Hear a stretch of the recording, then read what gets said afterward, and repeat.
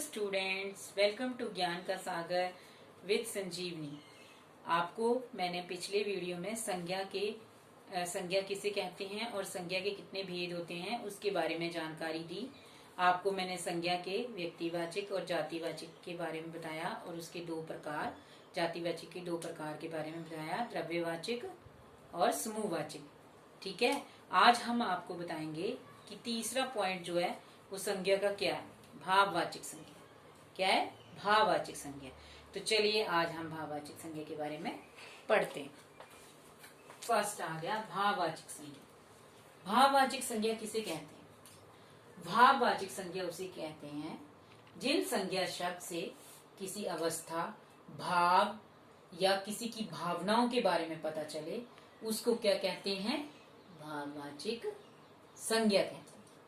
ठीक है, और भाववाचक संज्ञा कैसे, जैसे किस तरह से एग्जाम्पल दी जाए तो किसको कहते हैं? जैसे किसी की अवस्था के बारे में बताना, जैसे किसी की ईमानदारी के बारे में बताना, किसी के चरित्र के बारे में बताना, किसी की महानता के बारे में बताना, वो क्या हो गए? हमारे भाव हो गए। तो उसको क्या कहेंगे? भाववाचक संज्ञा। क्या कहेंगे? भाववाचक संज्ञा। ठीक है, अब नेक्स्ट हमारा आएगा कि एक संज्ञा पद का दूसरे संज्ञा पद में प्रयोग।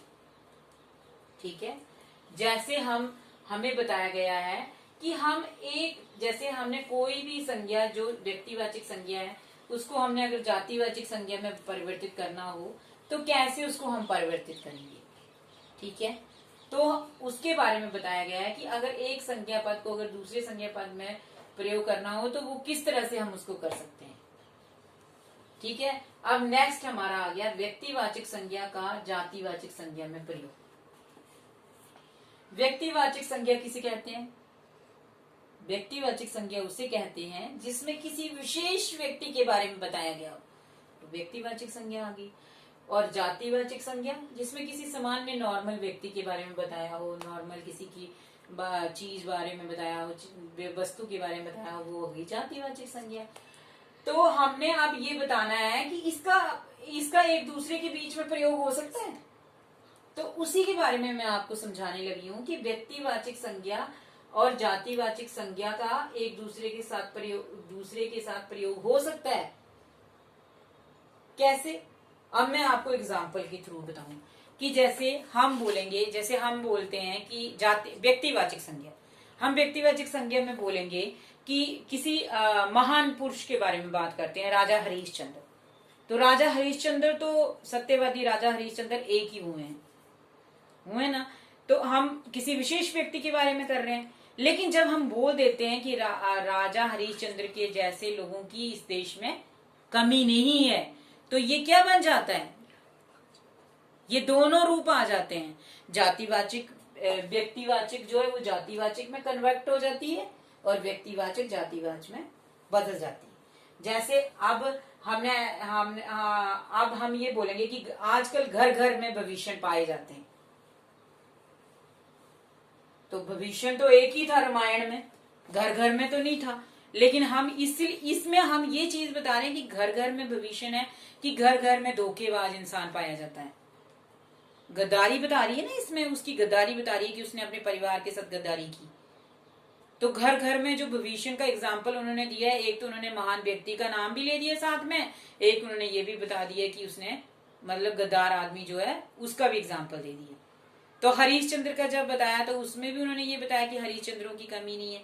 तो हरिश्चंद्र तो एक ही थे, उसमें विशेष व्यक्ति का भी आ गया, जातिवाचक का भी आ गया और व्यक्तिवाचक का भी सम्मिलित हो गया। तो इस तरह से हम एक दूसरे का इसमें प्रयोग कर सकते हैं। ठीक है, अब नेक्स्ट में हमने लिखा है कि जातिवाचक संज्ञा का व्यक्तिवाचक संज्ञा के रूप में प्रयोग।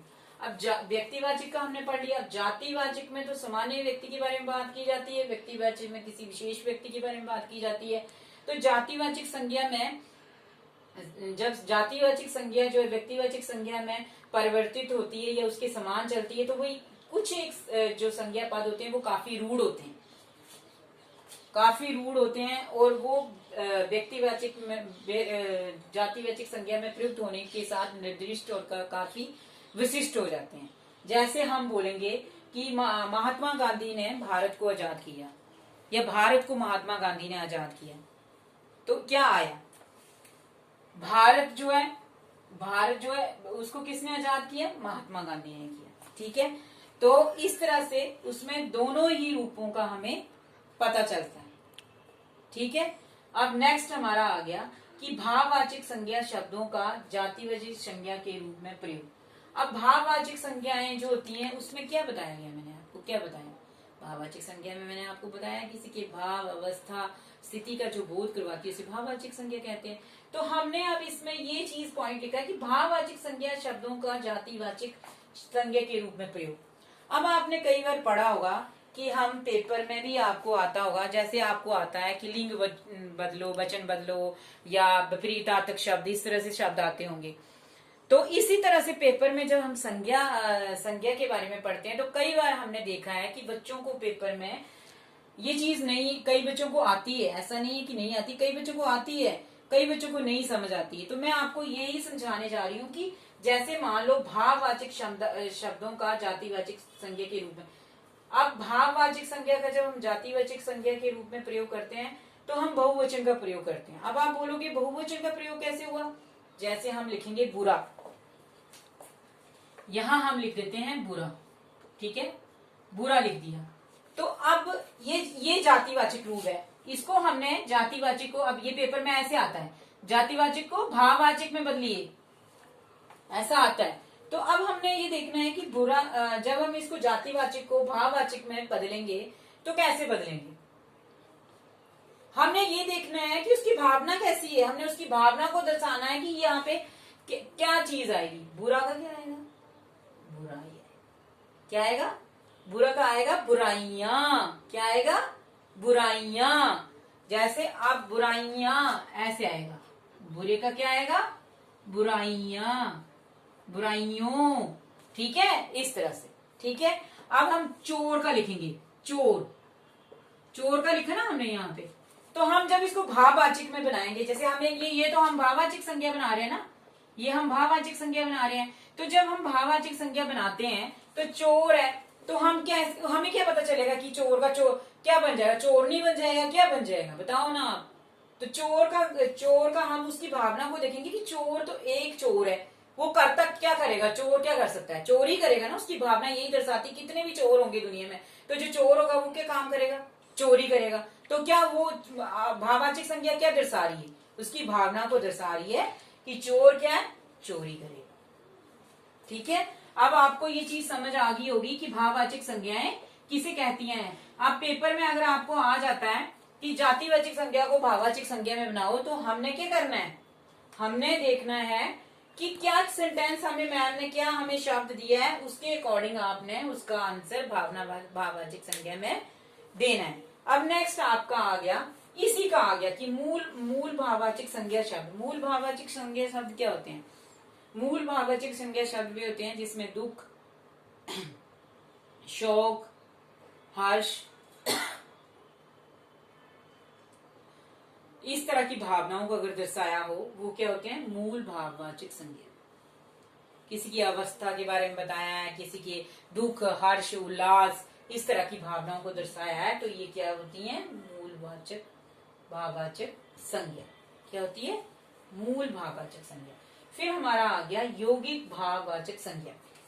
अब यौगिक भाववाचक संज्ञाएं जो हैं वो 4 तरह की होती हैं। कौन कौन सी होती हैं? 4 तरह की होती हैं। फर्स्ट आ गया जातिवाचक संज्ञा। ठीक है, दूसरा आ गया सर्वनाम, तीसरा आ गया क्रिया, और चौथा आ गया विशेष। ठीक है, तो इसको क्या कहेंगे? ये भी भाववाचक संज्ञा में आता है। ठीक है, अब मैंने आपको ये चीज समझाई है। संज्ञा हम जब बचपन से हम संज्ञा पढ़ते हैं, या कोई भी व्यक्ति है, छोटा से छोटा बच्चा है, तो हम जब बोलते हैं कि व्हाट इज नाउन, तो वो बोलते हैं noun is a name of person, place और थिंग। संज्ञा भी अगर किसी से पूछा जाए तो वो बोल देते हैं किसी व्यक्ति, वस्तु, स्थान के नाम को संज्ञा कहते हैं। लेकिन हम ये कोई भी चीज जो है वो इतनी इजी नहीं है। जैसे हम संज्ञा पढ़ेंगे तो हम सोचते हैं कि संज्ञा इजी है, ऐसा कुछ नहीं है। अगर हम संज्ञा के भेद पढ़ेंगे तो हम संज्ञा में फर्स्ट पढ़ेंगे, सेकंड पढ़ेंगे, फिर सेकंड में उसके प्रकार बताएं, फिर प्रकार के बाद उसकी भाववाचक संज्ञा बताइए, फिर ये बताया कि इन रूपों को अगर इसमें यूज किया जाए तो कैसे किया जाए। अब भाववाचक संज्ञा कई बार, अब संज्ञा तो एक छोटी सी वो है कि संज्ञा तो भाई संज्ञा तो सबको ही आती है, लेकिन जब हम संज्ञा पढ़ते हैं तो कई बार संज्ञा में ये चीज आती है कि जातिवाचक को जी भाववाचक में बदलो। तो बच्चों ने तो जातिवाचक के पॉइंट पढ़ लिए होते हैं, तो बच्चों को ये नहीं पता चलता जी जातिवाचक को भाववाचक में कैसे कन्वर्ट करें। तो बस हमें यही चीज देखनी है कि उसमें क्या बताया है, उसकी भावना को दर्शाया गया है, बहुवचन में उसके रूप को बताया गया है। तो हम बुरा को क्या करेंगे, बुराइयां कर देंगे, चोरी को चोरी, उसकी भावना को उसमें दर्शाएंगे। तो मैं आशा करती हूँ कि जो भी मैं पढ़ा रही हूँ, अब आज तक मैंने जितने आपको वीडियो दिए हैं या मैं जो भी पढ़ा रही हूँ वो आपको अच्छे से समझ आ रहा होगा। मैं अपनी तरफ से चाहती हूँ कि मैं बच्चों को कि एकदम फ्रैंकली जैसे घर में मम्मा पढ़ाती हैं या घर में जो भी ट्यूशन पढ़ाते हैं टीचर्स वैसे पढ़ाऊँ। तो मैं आशा करती हूँ कि आपको मेरा पढ़ाया जो है वो ज़रूर पसंद आ रहा होगा। और अगर कोई चीज़ की कंफ्यूजन है तो प्लीज़ आप कमेंट बॉक्स पे जाके मेरे से क्वेश्चन पुट कर सकते हैं। ठीक है, धन्यवाद, थैंक यू।